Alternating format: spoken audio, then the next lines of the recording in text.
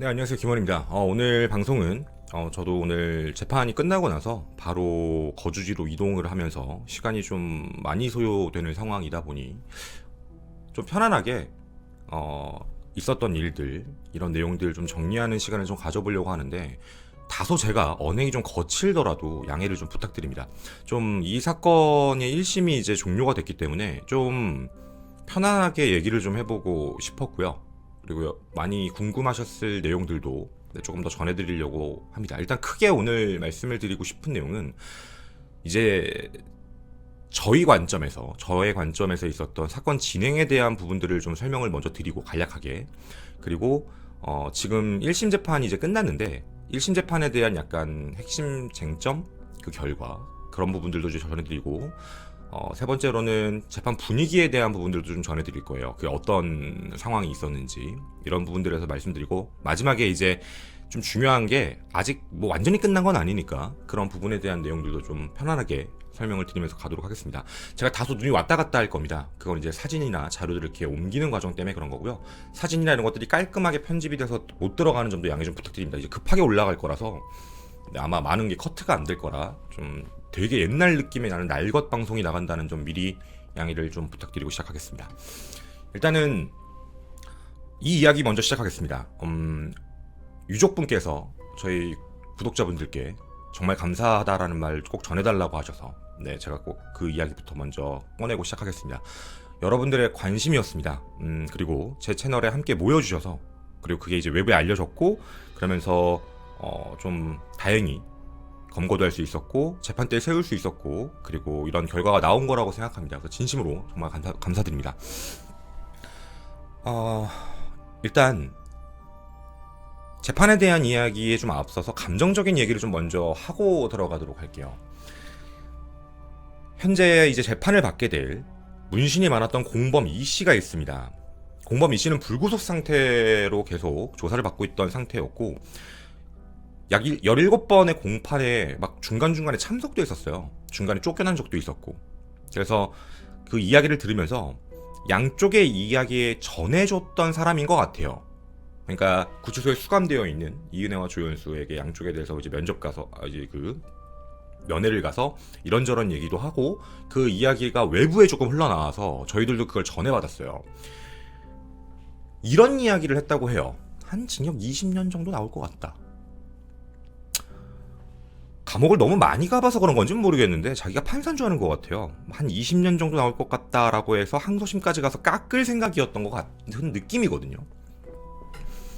근데 1심이 그렇게 판단이 안 돼서 좀 많이 안타깝네요. 본인도 이 결과를 따라서 꽤나 세게 나올 수도 있는데, 상한은 꼭 재판 결과 나오기를 진심으로 저는 바라겠습니다. 그리고 또 하나 좀 비하인드로 말씀을 좀 드리고 싶은 부분은, 이거는 제가 여러분들한테도 몇 번씩 부탁을 드렸던 것 중에 하나인데, 아무리 쳐죽일 새끼 같은 개쓰레기 같은 범죄자라 하더라도 재판을 받게 되면 무조건 방어권이라는 걸 보장해줘야 됩니다. 2차 대전 전범재판 때도 있었던 것처럼 변호사는 무조건 있어야 돼요. 그래서 악인을 변호했다라는 걸 가지고 변호사가 문제가 있다라고 얘기하면 안 되는 거예요. 당연히 변호를 받아야 되고 변호를 해야 되는 상황이니까. 그래서 저는 그런 얘기를 하고 싶었던 게 아니고요.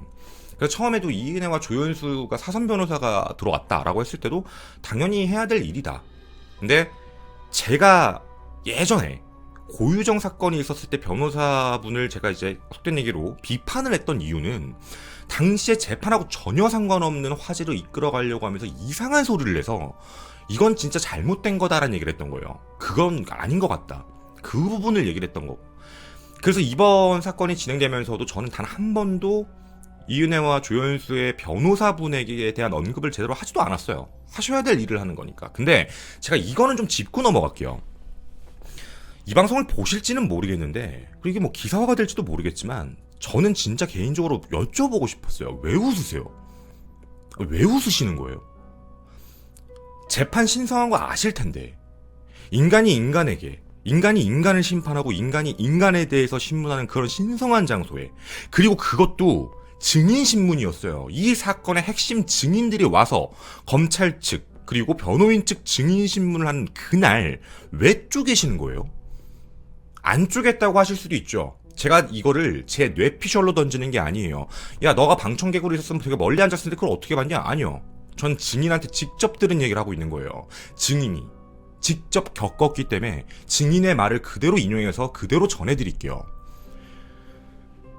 이 사건이 수면 위로 올라왔던 이유 중에 하나가 뭐였냐면, 저희 전 방송을 보신 분들은 아실 거예요. 그 낚시터 사건에 같이 있었던 조연수의 전 여자친구분. 그분이 용기 내서 했던 얘기로 사건에 대한 것들이 재수사가 들어가고 결국에는 이런 상황까지 왔죠. 그분은 당연히 재판에 오셔서 증인을 서셨어야 되는 분이었었어요. 너무너무 중요한 분이니까. 근데 그분이 이제 증인석에 서서 얘기를 하고 있을 때, 낚시터 사건에 대한 부분을 쭉 언급했을 때, 당시 변호사분은 이런 반문을 했다고 해요. 이은혜가 그때 당시에 이제 그 되게 친한 사이였고 조연수랑 내연 관계였잖아요. 이제 좀 비밀적인 거래, 비밀적인 관계. 조연수의 여자친구였고 그 증인은 혹시 악감정 때문에 그러는 거 아니냐? 지금 여기 이런 제보하고 이런 얘기를 한 이유가, 이런 영상 찍고 뭐 어디 나가서 얘기하고 이랬던 게 조연수에 대한, 그리고 이은혜에 대한 악감정이 생겨서 내 남자친구를 감히 뺏어가? 이런 거 있죠. 이런 것 때문에 나와서 지금 얘기하는 거 아니냐? 이렇게 질문을 했다고 해요. 그래서 증인분은 자기가 봤던 내용만 사실대로 말한 거다 라고 이제 답변을 하셨는데, 그 뒤가 문제예요. 전 여기까지 이해했어요. 뭐 이런 질문 할 수 있죠. 그 증언에 대한 신빙성을 깨고 싶으니까 그래 뭐 감정적인 문제로 그렇게 언급은 할 수 있지, 그거야 뭐 알겠어 정도였었어요. 근데 자, 기억이 안 난다고 하시면 그건 더 나쁜 것 같아요. 증인분이 서서 선서를 하고 앉아서 이제 듣고 있잖아요. 신문을 받고 있잖아요. 왜 쪼개신 겁니까? 이은혜랑 같이. 이은혜가 눈 말똥말똥 뜨고 똑바로 쳐다보면서 그렇게 어이없다라는 표정을 짓고 있었다고 하는데, 그 증인께서 신문을 받는 동안에 재판장이 있고 당연히 옆쪽에 있으니까 고개를 돌렸겠죠. 증인석 쪽으로 보고 있는 거니까. 재판장님은 안 보이죠. 웃는지 뭐 하는지. 정확히 이런 워딩으로 말씀하셨어요. 비아냥대면서 마스크를 쓰고 있었지만 웃고 있는 걸 봤다, 둘이 귓속말하면서. 이건 좀 아니지 않나요? 전 진짜 변호사분한테 이게 너무너무 궁금해요. 이게 너무 잘못된 거 아닌가요? 자기들한테 불리한 증언을 냈다라는 그거를 논리적으로 깰 생각을 해야지. 그 앞에 와서 이야기하는 사람의 적어도 인격이도, 하나의 사람으로서도, 증인으로서, 신성한 재판에 참석한 사람으로서도 존중을 해줘야 된다고 저는 보는데, 그렇게 교활하게 하는 거는 저는 참 그런 생각이 들어요. 이게 너무 기분이 나쁘셔서 그런 생각을 했어요. 아니, 배울 만큼 배우신 분일 텐데 어떻게 저럴 수 있지라는 생각을 하셨다고 하더라고요. 저도 진짜 이게 어이가 없어서 제가 주변에 있는 변호사들도 여쭤봤어요. 이게 사실적으로 가능한 소리냐고. 제가 들은 답변 뭔지 아세요? 재판장에서 웃는다고요? 그거 뭐 쉽지 않을 텐데? 라고 하고, 왜냐면 되게 진중한 분위기일 수밖에 없으니까, 재판이라는 게, 특히 증인신문인데. 저는 뭐 자기들끼리 뭔가 개인적으로 좀 재밌는 얘기해서 웃었다라고 해서 뭐 사건과 관련 없는 다른 얘기하다 웃었다라고 한다면 뭐 그거는 뭐 할 말은 없는데, 재판 중에 왜 그러는지도 모르겠고요. 재판 중에 뭐 사건하고 관계없는 둘이 그런 얘기할 필요는 없잖아요. 저는 그것도 좀 이해가 안 가요, 개인적으로. 저는 그래서 정말 그분한테 한 가지 여쭤보고 싶어요. 이게 진짜 사실이고, 저는 왜 사실이라고 믿을 수밖에 없냐면, 증인분이 괜히 그런 얘기를 할 필요가 없잖아요. 그리고 그런 질문 할 수 있죠. 증인분은 기분 나쁠 수 있지만 전 거기까지 이해는 했거든요. 그 뒤에 행동이 이해가 안 간다라고 해서 저도 한 가지 덧붙이고 싶은 개인적인 감정인데, 진짜 변호사의 자격이 있다고 생각하세요? 저는 이건 정말 잘못된 것 같아요.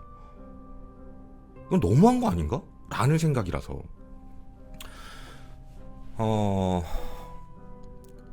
개인적인 감정이었습니다. 전 좀 이게 너무 이해가 안 가서 꼭 한 번 짚고 넘어가고 싶었고 얘기를 좀 해보고 싶었던 내용이라서 여러분한테 전해드린 거고요.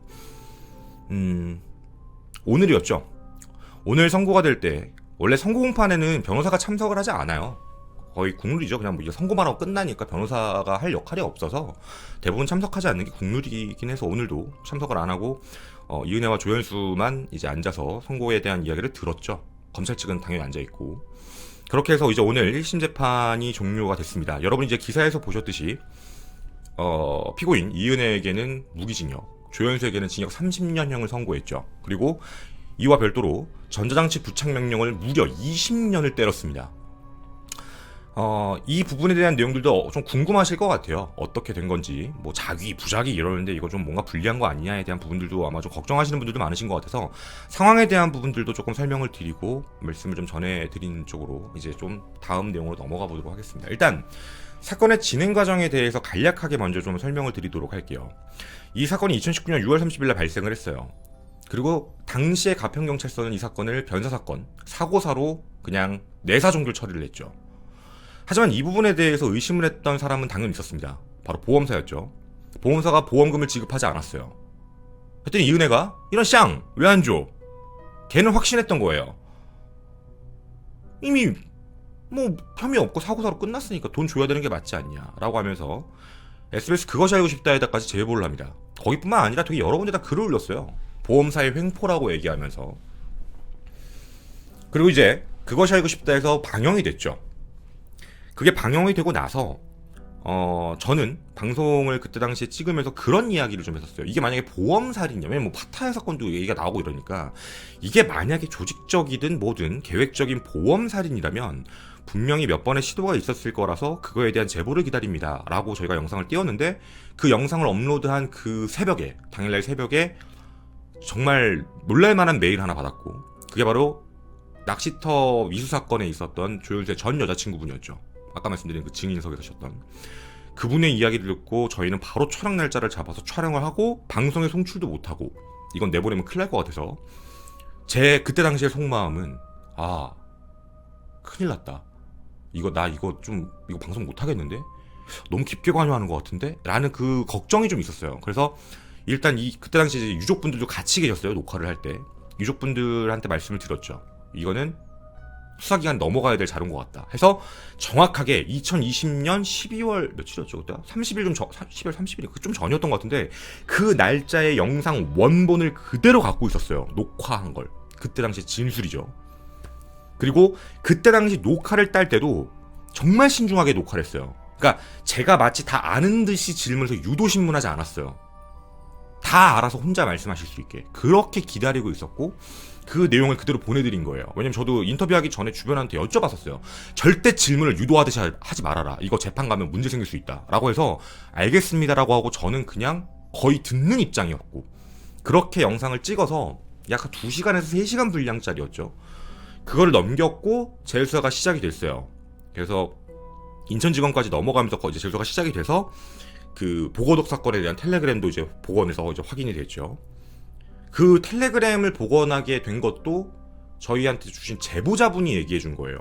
그때 당시에 얘네들이 텔레그램으로 대화를 했었다. 그러니까 처음에 핸드폰을 포렌식했을 땐 증거가 없었는데 얘네가 실제로는 이제 그 주변 제보자가 가서 검찰한테 얘기를 한 거예요. 얘네는 평상시에 텔레그램을 쓰고 있다.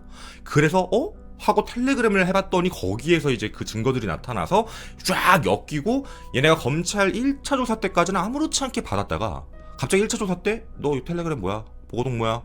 낚시터 뭐야? 이러니까 이제 얘들이 멘탈이 갈려서 그 2차 조사 때 앞두고 빤스런을 한 거예요. 튄 거죠. 그리고 검찰이 잡으려고 이제 하고 있다가 3월 30일 올해였죠. 올해 3월 30일 날 공개 수배로 전환을 때립니다. 그리고 저희는 이제 그제서야, 왜냐면 낚시터 미수 사건에 대한 이야기가 언론에 공개가 됐어요. 일부가 낚시터 미수 사건이 있었다라는 거에서 됐다 라고 하고 저희가 양쪽에 허가를 받고 그때 방송을 때린 거예요. 그리고 나서 얘네가 좀 이제 얼마 있다 잡혔죠. 검거가 되고 나서 이렇게 재판이 쭉 진행되고 또 정말 많은 증인들이 함께해서 어떻게 보면 되게 길어질 재판인데 재판부가 계속 일정을 잡죠. 하루에 몇 번씩, 하루 종일한 것도 있고 거의 뭐 매일같이 잡아서 증인신문 다 끝내고 이제 선고가 이렇게 나가서 지금 현재 결과가 나온, 이게 그동안에 저희 중심의 사건 진행 방식이었었어요. 이런 상황이 와서 여기까지 온 그런 케이스였죠. 비하인드이긴 하지만 뭐 걔네가 튄 것도 있고 수사가 너무 좀 오래 걸렸죠. 뭐 증거 기록이 거의 2만 건 가까이 갔다고 들었기 때문에 너무 오래 걸리고 수사도 되게 비공개로 할 수밖에 없으니까. 저희에게 연락을 주셨던 그 수많은 제보자들은 이은혜와 조윤수에게 배신당한 사람들이었어요. 믿었죠. 친구였으니까, 지인이었으니까. 근데 알고 봤더니 다 거짓말이었던 거예요. 그 배신감이 들기 시작을 하고 이 부분에 대한 내용들을 얘기를 검찰에다 다 했는데 증인으로 서는 거에 대한 불안감을 갖고 계셨어요. 괜히 증인 섰다 무죄 뜨면은 괜히 문제 생길까봐. 그리고 워낙에 많은 기자분들이 계신 재판장이다 보니까 또 괜히 뭐 신상 공개되고 뭐 노출돼서 막 또 사람들이 욕하고 막 이럴까봐 무서워서 못 나가시겠다고 하는 분들이 몇 분 계셨거든. 제가 진짜 오랫동안 사정사정했어요. 꼭 필요하다고, 꼭 나와주셨으면 좋겠다고 부탁을 드렸고, 이건 유족분들도 똑같이 말씀하신 부분이었고, 그래서 부탁을 좀 오랫동안 하면서 이렇게 드리고 하다가 제가 아는 분들은 다 나오셨어요. 다 나오셔서 당시에 있었던 상황이나 내용에 대해서 정확하게 전했죠. 이은혜요, 겁나 뻔뻔하게 있었대요. 그냥 진짜 거의 뭐 도끼눈처럼 그냥 말똥말똥 뜨면서 이렇게 쳐다보고 있었대. 계속 뭐라고 하나. 그리고 되게 어이없다는 듯이 막 이러기도 하고. 그러니까 이게 지금 제보자들, 증인을 쓴 사람들이 다 빡이 치는 거예요. 저 새끼 나한테 그랬는데 내가 여기 와서 사실대로 얘기하니까 저 새끼 지금 저러고 있는 거니까 얼마나 어이가 없어요. 그런 상황이야. 그리고 모든 거를 뭐 자기한테 몰해서, 자기한테 억울해서, 자기한테 뭔가 억하심정이 있어서 다 이런 식으로 핑계를 대고 있으니까 진짜 열이 받으신 거예요, 다들. 진짜 어이가 없다라는 거죠, 어떻게 보면. 그렇게 증인신문이 다 끝나게 되고, 이게 이제 그동안의 진행 상황이었었습니다. 이제 그리고 재판이 진행이 되고 나서 얼마 전 결심 공판이 있었죠. 결심 공판 당시에는 이은혜는 이런 언급을 했어요. 자신의 못난 과거 때문에 비난을 오랫동안 받아왔다. 하루하루가 지옥이고 힘들고 스스로도 원망스럽다. 내 아이를 자기 아이처럼 돌봐주고 아껴줬던, 그리고 진심으로 위해줬던 오빠가 고인이죠. 고인을 절대 죽이지 않았다. 그러니까 고인을 죽여서 보험금을 타려고 계획도 하지 않았다라고 못을 박았죠. 조윤수 그랬어요. 조윤수는 검찰 조사 졸라 무서웠다. 너무 강압 수사였다. 그래놓고 뭐 찐따 이런 말도, 야 미친놈이야 이 새끼도 하여튼간 뭐 찐따 나도 그 뭐 무서워 했다. 부담감에서 도주했다. 사고라고 했어요. 계곡을 사고 안타깝다. 유가족이 원망하는 것도 다 이해하는데 난 절대로 죽이지 않았다. 계획한 적 없다. 얘네들의 입장이었죠. 그리고 오늘 선고가 드디어 내려졌습니다. 일단 선고 결과는 거의 다 알고 계시니까 어떤 부분이 가장 핵심 쟁점이었는지 좀 그런 부분들을 좀 언급을 하면서 가보도록 할게요. 재판부의 판결문에 대한 내용으로 언급을 하면서 가도록 하겠습니다. 검찰은 이렇게 얘기했어요. 단계를 좀 나눴는데요. 심리적인 지배를 오랫동안 해왔다가 가스라이팅 얘기죠. 심리 지배를 오랫동안 하면서 경제적인 걸 다 뽑아먹고 그러다가 돈이 안 나오니 생명보험을 가입했다. 그리고 살인을 저지르려는 두 번의 시도, 보거독과 낚시터를 저지르고 그 뒤에 여기도 안 되자 최종적으로는 그 계곡에서의 살인사건이 발생했고 그 뒤에 보험금을 수령하려고 시도했다. 이건 다 계획이다.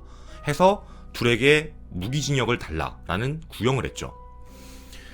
오늘 재판부는 이런 이야기를 던졌습니다. 첫 번째, 보거독 사건, 낚시터 사건 둘 다 미수 사건이죠. 전부 유죄, 인정한다라는 뜻입니다. 이 이유가 있는데요. 보거독은 범행 정황이 담긴 텔레그램 메시지가 일관되고 굉장히 구체적이다요. 우리에게 다 공개된 게 아니에요. 재판부는 다 알고 있다고요. 검찰도 다 알고 있는 거예요. 우리한테 공개된 거 일부예요. 그러니까 너무 직접적이었다. 자기들은 농담했다고 하는데 이게 지금 농담으로 빠져나갈 수 있는 수준이 아닌 거예요. 너무나도 딥하게 들어갔던 거죠. 이거 충분히 용이다. 그리고 낚시터 관련, 목격자의 당시 진술, 그리고 당시 이동 동선과 관련된 부분들, 이 모든 내용들이 매우 구체적이고 저희가 넘겼던 증거대로 인정돼요. 미리 했고 뭐 제가 유도신문한 것도 아니고 정확하게 인터뷰 땄고 당시의 상황에 대해서 사실적으로만 얘기를 하고 있다. 그러니까 이 부분은 내용이 정말 명확하다. 뭐 이런 부분들 다 낀 거죠. 다른 증인들까지도 다 이어진 거예요.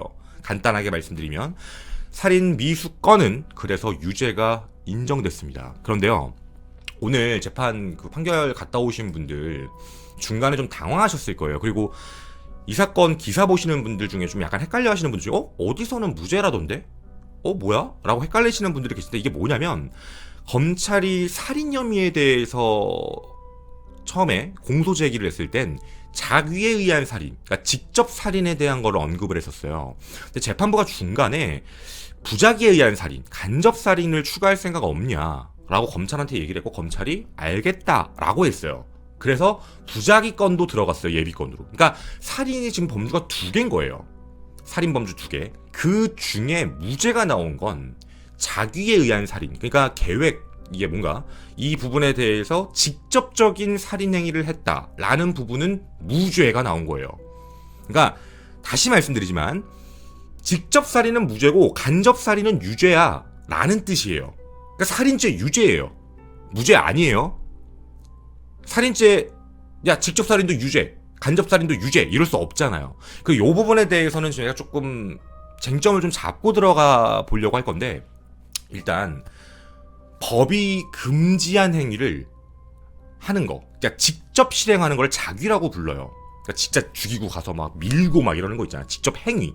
그러니까 뭔가 어필이 되는 이런 법이 금지한 행위를 직접 했다라고 하면 이걸 자귀에 의한 살인이라고 하고, 마땅히 해야 될 행동이 있는데 그걸 하지 않아서 발생했을 때를 무작위라고 불러요. 그러니까 이거를 자귀에 의한 살인으로 검찰이 본 건 직접 민 건 아니지만 밀게 만든 그 심리적 지배를 한 거다. 심리적 지배를 당해서 뛰어내린 거다. 그래서 이거는 직접 살인으로 봐야 된다였고, 재판부는 이게 조금 애매하다라고 본 게 민 건 아니니까. 민 게 증거가 없는데 민 건 아니고, 그러면 이게 직접 살인이라고 하기 좀 어려울 것 같아요. 그래서 자꾸 핵심 쟁점이 가스라이팅에 의한 살인이 과연 자귀로 직접 행위로 인정이 될까? 막 이런 게 그래서 나왔던 거예요. 근데 재판부는 현재 판결을 직접 살인은 무죄, 그리고 간접 살인을 유죄라고 판단을 했죠. 저는 그 재판부의 근거에 대한 내용을 들어봤는데 좀 어느 정도는 그 근거에 대한 부분을 받아들일 수는 있었어요. 개인적으로는. 그걸 좀 읽어드릴게요. 뭐였냐면 재판부의 입장은 이겁니다. 높이 4m, 수심 3m, 그 계곡 위 바위에서 뛰어내리게 하면서 살해를 한 거 맞다. 근데 피해자인 고인이 자신의 생명, 신체에 대한 위협을 가할 만한 이은혜의 요구에 순응을 해서 이걸 거부하거나 저항하지 못하는 정도로 심리적인 지배, 통제 상태에 이뤘다고 보기는 단정하기가 어려워 보인다요. 이 이유가 뭐냐면 이런 거지. 심리적인 지배를 검찰이 얘기하는 건 경제적 착취까지는 인정을 하겠는데, 돈을 계속 줬으니까. 근데 생명을 위협하는 행동까지 고인이 전부 받아들인 건 아닌 것 같다예요. 뭐냐면 이유가 여기였죠. 이런 증거들이 있으니까. 고인께서 피고인 2명, 이은혜랑 조연수가 뭐 웨이크보드를 타게 할 때도 거절 의사를 보인 적이 있어요. 나 타기 싫은데. 나 타기 싫은데. 증인들 다 그런 얘기를 했잖아요. 나 타기 싫은데. 나 못할 것 같은데. 나 타기 싫어. 막 이런 얘기도 했다고 하고. 그러니까 이런 걸 보면 이은혜가 시켰다라는 행동에 무조건 다 순응을 했다라는 게 아니라 거부하거나 다른 선택을 했을 가능성이 있다는 거예요. 해서 당시에 다이빙을 할 때도 다 증인들이 그렇게 똑같이 얘기했잖아. 처음에 고인은 거부를 했다고. 자기 뛰기 싫은데 했는데 그럼 내가 뛸게. 뭐 남자들 다 뛰는데 뭐 내가 뛰어야지 해서 그 뒤에 이제 고인이 올라가서 뛰게 된 건데, 이 부분을 봤을 때 피해자에게 전혀 선택의 여지가 없는 상황으로 보기는 힘들고, 그리고 다른 애들이 가스라이팅을 해서 뛰어내리겠다라고 보기도 어렵다라는 거예요. 이 분위기가. 그러니까 이거는 그냥 분위기에 휩쓸려서 원치 않는 상황에서 뛰게 된 거지, 실질적으로 이걸 가지고 무조건 직접 살인이야 라고 볼 만한 근거가 굉장히 부족하다라고 판단한 거예요. 이 내용은 우리가 여기에서 좀 중요하게 생각을 해봐야 될 포인트는, 재판부의 입장은 그건 거예요. 증인들도 다 얘기한 사실이기 때문에 분명히 고인은 거절 의사를 보인 적이 있기 때문이다요. 그래서 어쩔 수 없이 죽을 줄 알면서 뛰어내렸다? 이건 좀 아닌 것 같다. 그거는 좀 인정하기가 어렵다 라는 문제인 거죠. 그런데 재판부는 거기서 끝내지를 않았죠. 뭐냐면 부작위에 의한 살인에 대한 부분입니다. 간접살인. 그런데 간접살인에 대한 생명권의 침해는 직접적인 살인, 그러니까 자기죠. 직접적인 살인에 의한 생명권 침해와 함께 보면 동등한 법적 가치가 있다라고 아예 못을 박으셨어요. 부작위 이러면 형량 떨어지고 자기 이러면 형량이 올라간다. 아니야. 우리나라는 살인에 대한 범주가 매우 넓기 때문에 니네는 살인을 저지른 게 맞아. 근데 니네가 민 건 아니야. 이 얘기예요. 단 너희들이 왜 간접 살인을 했냐면 피해자가 수영을 못하는 걸 알면서도 물에 떨어졌을 때 구조하지 않고 지켜보고 있었다는 게 인정되는 거예요. 그 부분은 인정된다. 그러니까 너희들은 살인을 저지른 게 맞아. 부작이야. 간접 살인이야. 야 근데 간접 살인인데 왜 이렇게 형량이 셌지? 니네는 계획적이었으니까. 이건 계획 살인이에요. 정확히 나누면 우리가 알고 있는 대부분의 계획 살인은 계획적으로 직접적인 살인 행위를 했잖아요. 이거는 계획적으로 간접 살인을 유도해서 만들어냈다는 거예요. 너희는 살인을 저지른 게 맞다고 라는 뜻이에요. 재판부는 못을 아예 박았습니다. 자, 이렇게 언급을 하셨습니다. 재판부는 피고인들이 고인을 물속으로 뛰어내리게 한 행위만으로 자기 직접적인 살인 행위라고 볼 수는 없지만 구할 수 있었음에도 그대로 방치한 것으로 판단된다. 아까 얘기한 이런 내용이죠. 그리고 일반적인 부작에 의한 살인과는 이 사건은 다르다. 왜냐하면 목적이 돈, 보험금, 목적과 계획적인 범행 아래 의도적으로 이행하지 않고 사고사로 위장을 했다. 악질이라는 뜻이에요. 이게 이런 뜻이에요. 그러니까 너희들은 이걸 자기에 의한 살인이든 너희 부작용 그딴 게 중요한 게 아니라 너희는 계획적으로 사람을 죽인 게 맞아. 그것도 돈 때문에. 이 얘기예요. 이은혜는 혼인신고 이후에 고인이 55세 이전에 사망했을 때 8억 원을 받을 수 있는 생명보험을 체결했고 굳이 돈을 들이면서 보험을 유지할 명분도 없는데 그걸 유지하고 있는 것도 매우 이상한 상황. 또 8억 원을 받으려면 당연히 고인이 사망해야죠. 무려 2차례에 대한 살해 시도 인정이었잖아. 유죄니까. 2차례가 시도됐는데 그걸 실패했음에도 단념하지 않고 계속적으로 했다고. 결국 재판부의 말 계획적으로 이게 들어갔어요. 계획적으로 구조하지 않고 사고사로 위장했다. 이건 직접 살인과 마찬가지로 죄질이 극히 불량하다예요. 이게 이해가 되시죠? 그러니까 이거는 그냥 보통 부작위를 얘기하는 게 아니라 너무나도 계획적이고 너무나도 악랄한 범죄 행위라는 뜻이에요. 이 내용은. 그래서 요 내용 극히 죄질이 불량하다. 고인이 수영을 못한다는 것도 니네 알고 있었다. 충분히 인지하고 있었다. 너희는 자꾸 아니라고 하는데 주변 사람 다 알고 있었다. 니네가 말하지 않았냐. 다 알았다. 그리고 뛰어들기 전에도 이걸 종용하고 있었고 그리고 이런 부분에서 위험할 수도 있다는 걸 다 알고 있었다. 너희들은.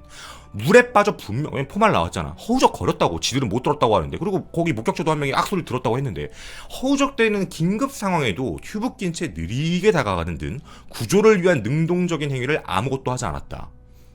만약 생명보험금을 수령할 목적이 니들이 아니었다면 보험실효가 되기 전날 그런 무리한 일정들 우리한테 밝혀지지 않은 진실이었던 거야. 그날 여행도 전부 무리하게 했던 거예요. 추진해서 빨리빨리. 그게 이제 그 내부 기록이죠. 무리하게 감행할 이유도 없는데 그렇게 감행을 했고 그리고 생명보험을 받기 위한 우연한 사망으로 모든 걸 계획적으로 가정을 했던 거죠.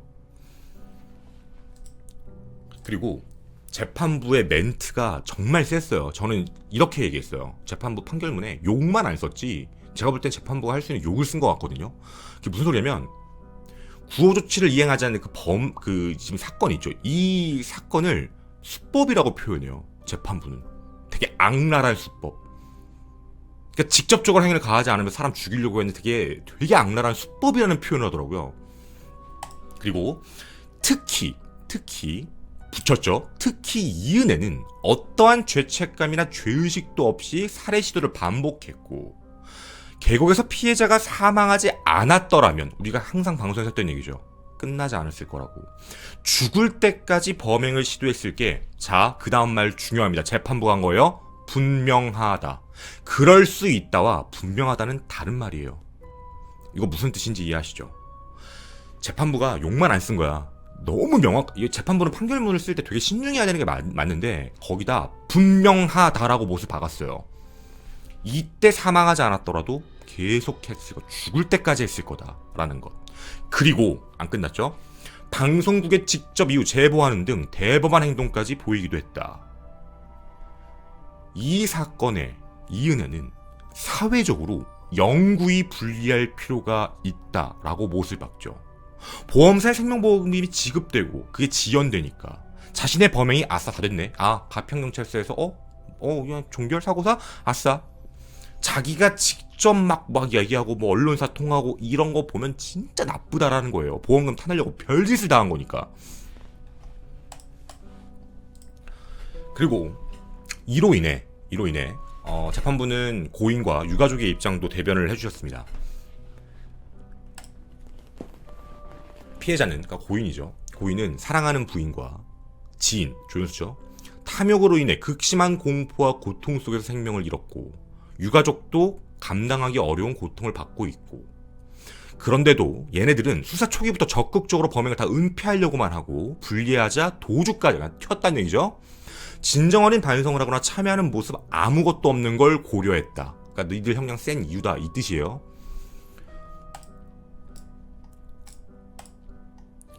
그리고 이은혜에 대해서도 또 하나 얘기했습니다. 배우자로서 법적, 도덕적 책무마저 모두 버리고 고인의 죽음마저도 경제적인 수단으로 이용했고 자신들의 지인까지 끌어들여 목격자로 이용했다.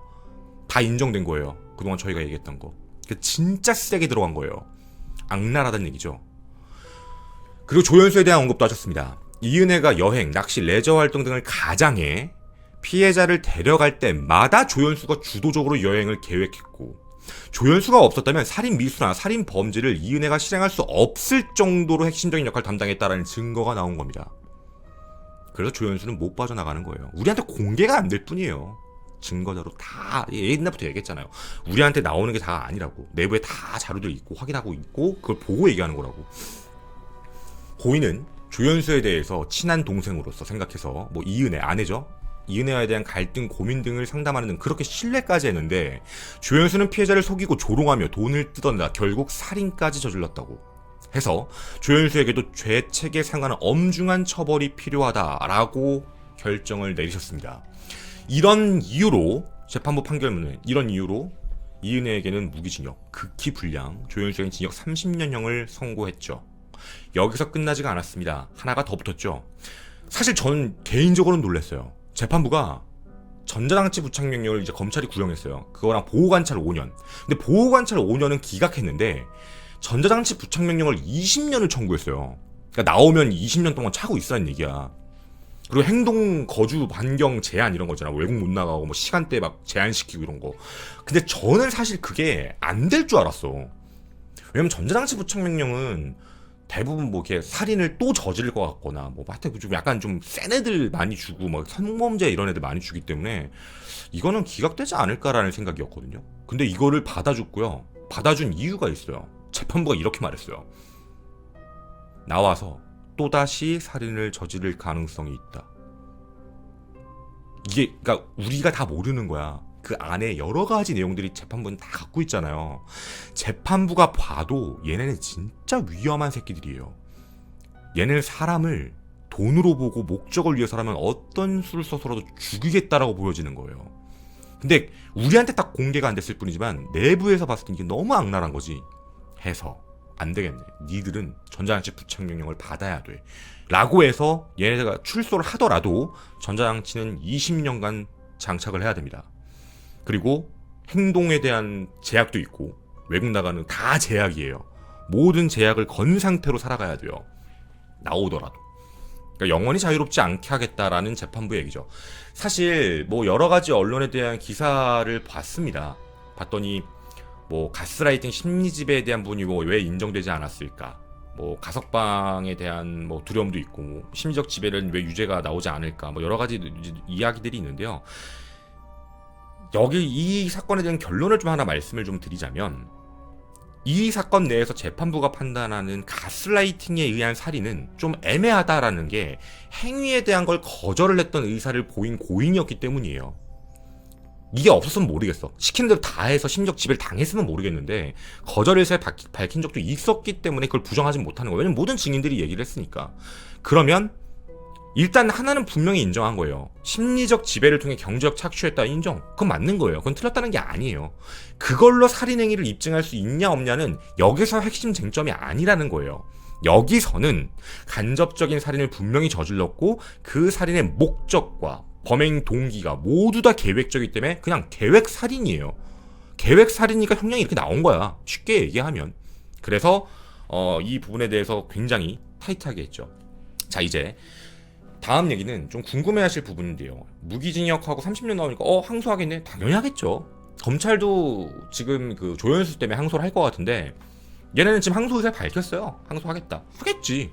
얘네들이 얘기할 수 있는 게 몇 가지가 보여요. 뭐 전자장치 부착명령 그거 기각해달라. 너무 세다. 20년 뭐냐? 이거 없애달라. 묘은 또 살인을 또 저지르냐? 아니다. 뭐 이런 거.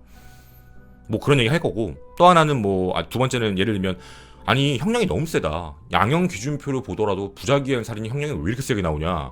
뭐 이런 식이 간다거나 아니면 아니다. 살인 저지른 적 없다. 구호 조치를 하지 않았다니. 했다. 잘못 알려진 거다. 이거는 여론재판이다. 뭐 이런 걸 해서 항소를 하겠죠. 분명히 뭐 이런 식으로 갈 텐데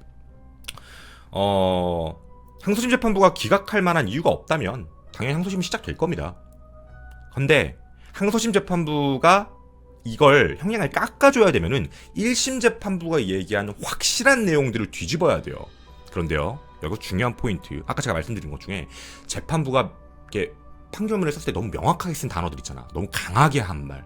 그럴 가능성이 있다. 그럴 수 있다가 아니라 분명하게, 극히 이런 부분이 들어간 거는 확실한 증거들이 있는 거고 이걸 뒤집을 수 없다는 거예요. 이거 뒤집으려면 명확한 사유를 변호인이 얘기를 해야 되고 이거는 그걸 그리고 재판부가 받아줘야 될 만큼의 인정이 돼야 돼요. 안 그러면 이거 깎아줄 이유가 없어요. 얘네 반성 안 한다고. 감형받을 수 있는 거 반성하고 참여하고 죄송해하면 깎아줄 수 있을지 모르겠어요. 항소심이. 근데 얘네 지금 꼬라지 보면 안 그러잖아요. 그런 상황으로 봤을 때는 항소심에서도 자신들은 무죄다라를 주장할 가능성이 분명히 있겠죠. 그렇게 되면은 그 아까 말씀드린 사유에 대한 1심 재판부가 판결한 부분의 내용을 전부 논리적으로 반박을 해야 돼요. 이거를. 그래야 항소심 재판부는 깎아줄 이유가 생겨요. 이유 없이 절대로 깎아주지 않거든요. 그러면 그 부분은 또 이제 그때가 지켜봐야겠죠. 오늘 재판의 분위기에 대한 얘기도 잠깐 하도록 하겠습니다. 오늘 좀 원래 예정 시간이 2시였는데 좀 앞선 재판들 때문에 조금 뭐 딜레이가 걸렸고 검찰 측은 뭐 계속 끄덕이면서 듣고 있었고요. 뭐 이제 유족분들은 많이 우셨고 이은혜랑 조현수는 되게 덤덤하게 있었어요. 근데 나는 좀 하나 본 게 있어. 그 재판 판결문 나올 때 낭독할 때 아까 말씀드린 자기에 의한 살인 있잖아요. 이건 물론 내 개인적인 주관적 생각이라 틀릴 수도 있는데 직접 살인이 무죄다라는 얘기가 나왔을 때 난 걔네가 약간 흔들리는 걸 봤어. 유리할 수 있겠다라는 생각을 나의 느낌에 걔네 했던 것 같아. 무죄? 물론 걔네도 알고 있었을 거야. 부작위한 살인이 예비로 들어갔기 때문에 그럼 형량 좀 낮게 나오겠는데? 라고 생각을 했을 수도 있어요. 근데 뒤에 가서 그게 이제 유죄가 뜨고 형량이 직접 세게 진짜 팍 나왔잖아. 계획. 이거는 진짜 너무너무 잔인한 살인사건이니까. 이렇게 나오니까 되게 덤덤하게 그냥 나갔거든요. 그냥 뭔가 동건 흔들 울거나 소리를 지르거나 막 이런 게 아니고 그냥 그런가 보다 정도의 느낌으로 그냥 나갔어요. 근데 중간중간의 느낌이기는 했는데 좀 저는 개인적으로 언론에는 그렇게 안 나온 걸로 알고 있지만 저는 개인적으로 얘네들이 좀 많이 불안해 보인다고 느꼈어요. 왜 내가 되게 불안해 보인다라고 느꼈냐면 가만히 있던 건 맞는데 그 글을 들으면서 판사님이 얘기하는 걸 듣고 있을 때마다 중간중간에 멘트들을 들을 때마다 애들이 약간 흔들리는 게 보였거든. 뭔가 불안한 행동을 하기 시작을 했었어요. 막 이런 거 이마 만진다든가 이런 약간 좀 뭔가 뭐라고 해야 되지? 점점 멘탈이 나간다고 표현해야 되는 건가? 어찌 그런 느낌이었죠. 그래서 제가 봤을 때는 자기들이 예상하지 못한 형량이 나온 건 맞아요. 생각보다 되게 세게 나왔네? 라는 걸 분명히 얘네들은 느꼈을 거예요. 그리고 지금 깜빵에 있겠죠. 각각. 이런 이야기도 하나 던지겠습니다. 저희가 예전에 1심 재판 판결이 되게 중요할 것 같다라고 얘기를 했어요. 왜냐면 공범 이 씨가 불구속 상태로 재판을 받으면서 이제 왔다 갔다 하면서 이제 그 면회를 갔잖아요. 얘기들이 얘네 그 똘똘 뭉치고 있던 거야. 야, 절대 배신하면 안 돼. 우리가 배신하면 우리 다 죽어. 뭐 이런 느낌? 근데 1심 재판이 이렇게 나오면 얘기는 달라질 거예요. 모르겠어요. 이건 제가 예전부터 했던 얘기긴 하지만 예상이에요. 예상 시나리오인데 항소심 가는 거야. 내가 볼 땐 개싸움 시작될 것 같아요. 왜냐면 제가 아는 이은혜는 지금까지의 그 스탠스가 배신의 연속이었어요. 무슨 소리냐면 예전에 있었던 사건들을 보더라도 주변 사람들을 이용하고 버려요. 그게 지인이라 할지라도, 그게 남자친구라 할지라도 다 이용하고 버리고 이용하고 버리고 이용하고 버려서 자신의 이득만 챙겨요. 지금 자기가 마지막까지 갖고 있는 게 지금 조연수거든요. 공범 이 씨랑 마지막까지 품고 있잖아. 나머지 지인들 다 배신했잖아요. 배신하니까 다 난리가 난 거잖아. 근데 이러고 있는 상황이죠. 지금 뭐 현수는 로맨스에 빠져가지고 로맨스에 많이 이제 미쳐있잖아요. 현수는 너무너무 사랑하니까 뭐 알아서 하시고. 제가 개인적으로 알기에는 검찰 측에서도 처음에 이제 이거 1심 진행할 때, 1심 이제 재판 준비할 때 이은혜와 조연수가 너무 똘똘 뭉쳐 있잖아요. 이걸 되게 깨려고 노력을 많이 하셨던 걸로 제가 알고 있어요. 근데 얘네들은 자기들이 무죄 나올 거라고 믿고 있었던 것 같아. 아니면 형량 낮게 나오거나 몰라. 씨. 끝까지 가자. 근데 그러니까 1심이 정말 중요했던 거죠. 근데 1심이 무기징역 N 30년이면 얘기가 좀 달라지거든요. 이게 멘탈이 야들야들해진다는 뜻이에요. 자, 구치소에는요 각 방마다 재판장이 있어요. 그러니까 제가 방구석 코난이라고 불리는 것처럼 거기 이제 방구석 판사들이 있어요. 오랫동안 구치소 왔다 갔다 했던 게 이제 너는 뭘로 들어왔냐 이러면서 얘기해 주면 이런 식으로 하면 형량이 좀 낮게 나오고 반성문을 써라. 그렇게 하면 이렇게 하면 될 것이요. 뭐 이런 애들이 있어요. 거기 가면 다 있어. 다 막 얘기해주고. 워낙에 얘네들이 사건이 세니까. 근데 내가 하나 장담 한번 해볼까? 야, 네가 사람 죽인 거에 대한 직접 증거는 없잖아. 이런 얘기하는 애들이 있었을 거야. 야, 뭐 이거는 좀 하면 뭐 구멍 많은데? 뭐 이런 거 있잖아. 왜냐면 조연수한테 조연수 유리한 얘기만 들었을 거야. 야, 이러면 빠져나갈 거 많을 것 같은데? 형량 높게 안 나올 거야? 그럼 믿음이 있었겠지? 근데 오늘 그 방구석 판사 좀 많이 민망할 거예요. 돌아왔죠? 야, 몇 년이야? 30년이요. 야, 너 진짜 뭐 있나 보다. 30년이라고. 이제 멘탈이 좀 달라질 거예요. 왜냐면 이제는 자기들을 생각할 때가 된 거야. 제가 아는 이은혜면 이은혜는 모든 걸 조연수한테 넘겨야 되는 거야. 왜냐면 판사님이 재판 판결문에 넣었거든.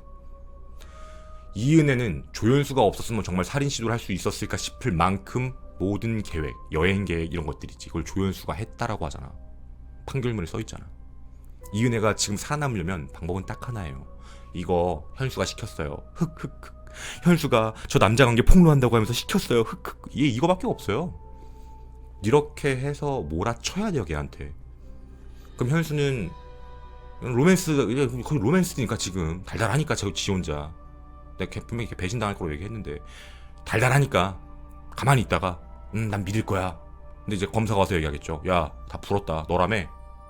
예? 이렇게 되겠지. 혹은 검사님이 멘탈을 야들야들하게 만들 수도 있죠. 야, 너 30년이야. 우리 항소한다. 난 너 무기징역 줄 거야, 새끼야. 너 봤지, 판결문. 너 다 떠안고 네가 갈 거야? 아니면 얘기할래 말래? 너 여기서 억울한 거 있을 거 아니야. 너 안 한 것도 있는데 지금 너한테 거부한 게 있을 거 아니야. 자, 얘기할래 말래? 다 불래 말래? 이게 된다고. 이제 이미 나왔잖아. 이게 안 나왔을 때는 지들끼리 똘똘 뭉칠 수 있는데 이게 지금 이미 나온 상태면 멘탈이 진짜 박살이 날 거예요. 생각해봐. 현수 지금 이제 만 30세인데 이은혜 31하고 현수 이거 형량 다 채워서 나오면 걔 60이야.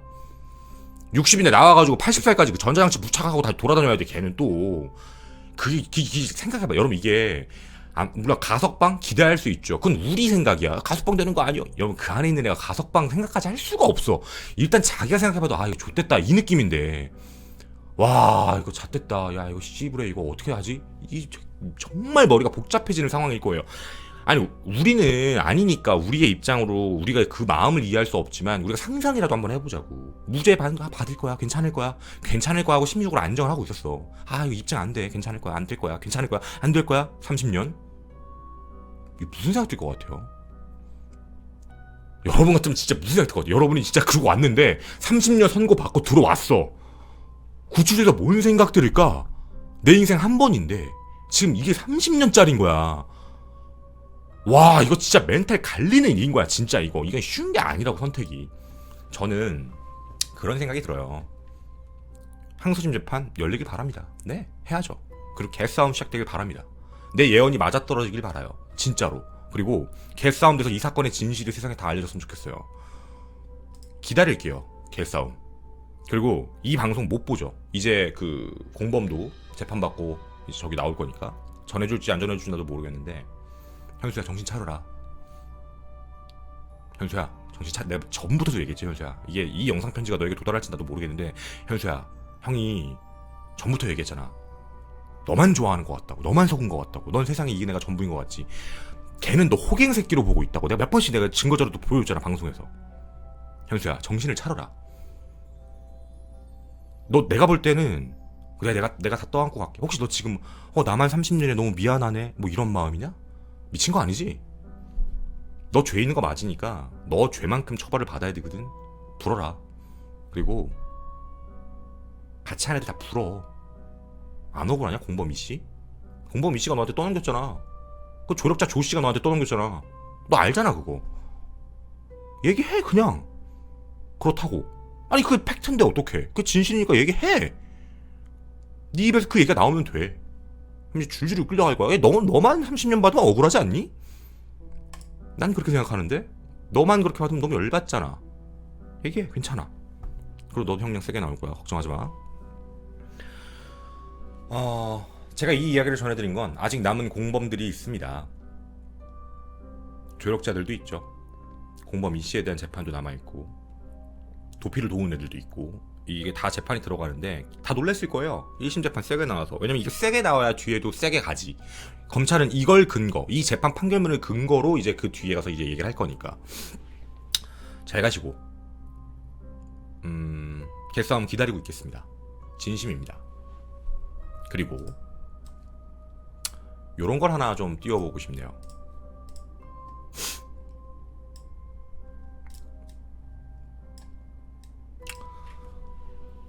너희들이 함께 찍은 사진이 이제 많이 없더라. 너희가 마지막으로 찍힌 사진이 언론에 그 각각 잡혀 들어갈 때 사진밖에 없어. 너희들의 투샷을 보는 거는 사실 재판장에서밖에 못 봤는데, 이제 이런 투샷을 찍을 일이 없을 것 같다. 장소도 바뀔 것 같고. 로맨스 좋아하면 이 사진의 추억을 갖고 살아라, 새끼야. 넌 좆된 거야. 내가 얘기했지. 니는 진짜 좆된 거라고. 방송에서 다 내가 얘기 안 한 거고. 진짜 자료 많다고. 잘 가라. 그리고 평생 반성하고 살아라, 제발. 니들이 얼마나 악랄한 새끼냐면, 내가 다 공개 안 했는데 니네 같이 살던 그 집에 왜 그렇게 보험 서류가 많았냐? 이제는 좀 얘기해도 되겠죠? 아주 그냥 보험 서류가 아주 그냥, 와, 나 깜짝 놀랬다. 진짜 농담 아니고 많더라. 그리고 너 왜 고인 여권 갖고 있냐? 니네가 고인 여권 갖고 있는 것도 소름 돋았어. 미안한데 도대체 뭘 하려고 했던 건지 모르겠고. 그리고 현수야, 너 보험 안 들었니? 생각을 좀 해라, 제발. 감사합니다. 이 사건 끝까지 지켜보고 확정 판결 날 때까지 저는 계속 알아보고 하도록 하겠습니다. 다시 한번 이 사건에 관심을 가져주신 여러분들께 진심으로 감사드리고, 그리고 용기 내서 제보해주신 많은 제보자분들께도 진심으로 감사드립니다. 그 제보자분들이 안 계셨으면 누군가의 억울한 죽음이 세상에 공개되지 않았고 얘네들은 또 다른 피해자를 찾아다닐 수도 있었을 것 같아요. 돈이 떨어지면. 정말 감사드립니다. 그리고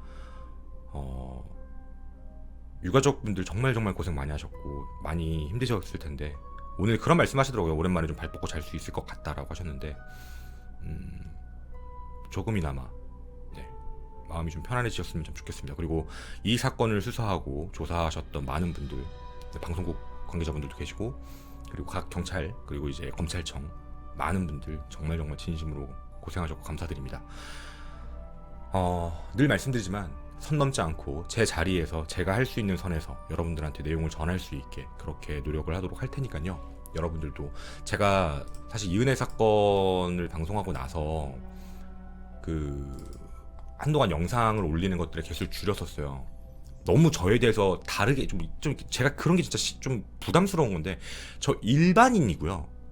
그냥 이런 사건에 대해서 관심이 많고 이런 사건에 대해서 뭔가 이런 사람들끼리 모이다 보니까 제가 그 분들을 대표해서 50만 명이 넘는 사람들을 대표해서 방송을 하고 있는 것뿐이고, 다들 각자 생계가 있고 바쁘시니까 그분들을 대신해서 제가 알아보고 방송을 하고 있는 그냥 방송쟁이에요. 정의로움, 와 대단해, 멋있어, 네가 사건 해결했어, 아니에요. 제가 해결한 게 절대로 아니고요. 만약에 제가 해결한 것 같다라는 생각이 드신다면 그건 여러분들이 해주신 거예요. 여러분들이 모여서 그 제보해주신 분도 저의 구독자였고, 안 그랬으면 그분이 내가 안 알려주고 내가 사장됐으면, 유명하지 않았거나 내가 알려지지 않았으면 그분이 날 구독할 리가 없잖아. 나에 대한 신뢰도가 없었을 거 아니에요. 그러니까 이건 여러분들이 만들어준 거야. 그런 얘기는 우린 솔직히 서로 나 부끄럽잖아. 각자 자화자찬하는 느낌이야. 그렇게 하지 말고 이 사건에 대해서 끝까지 힘내주셨던 많은 분들에게 다 감사함을 느껴주셨으면 좀 좋겠습니다. 제가 한 게 제일 없습니다. 네, 저는 그냥 알린 게 다였고요. 여러분들 대신에 제가 할 수 있는 선에서, 수사 방해되지 않는 선에서 그렇게 진행했다고만 알아주셨으면 좋겠습니다. 그냥 선을 지킨 일개 BJ, 일개 스트리머, 일개 크리에이터다라고만 생각해 주셨으면 좋겠고, 앞으로도 똑같이 그렇게 열심히 하도록 하겠습니다. 그리고 저희는 한 가지 지금 제보를 받고 있습니다. 광명에서 새 모자를 살해한 사건이 발생했습니다. 10월 25일이었죠. 광명시 소화동의 한 아파트. 언론에 좀 잘못 알려진 내용들도 있더라고요. 저희가 지금 이 부분에 대해서 좀 제보를 받고 있습니다. 신상 공개에 대한 좀 이슈도 있고 해서. 그리고 안 알려진 범행 수법도 있어요. 범행 수법이 너무 잔인해요. 저도 지금 방송에서 말씀을 드릴 수가 없는 정도인데, 범행 수법이 너무 악랄하고 잔인해서 진짜 이게 말이 돼 싶을 만큼 너무 잔인해서 일단은 언급은 안 할게요. 지금은 이 사건에 관련된 사람들, 피해자도 마찬가지고, 피해자분들 알고 계시거나 아니면 가해자, 범인의 나이는 40대고 고땡땡입니다. 고땡땡씨, 이 남성에 대해서 알고 계신 분들, 이름 얘기하고 싶은데 아직 신상공개 결정난 게 아니라서 그냥 고땡땡씨 하면 다 아는 사람 알 것 같아서 이 사람에 대해서 알고 계신 분들 KIMWN 김원TV, KIMWNTV 네이버닷컴으로 많은 이메일 제보 부탁드리도록 하겠습니다. 감사합니다.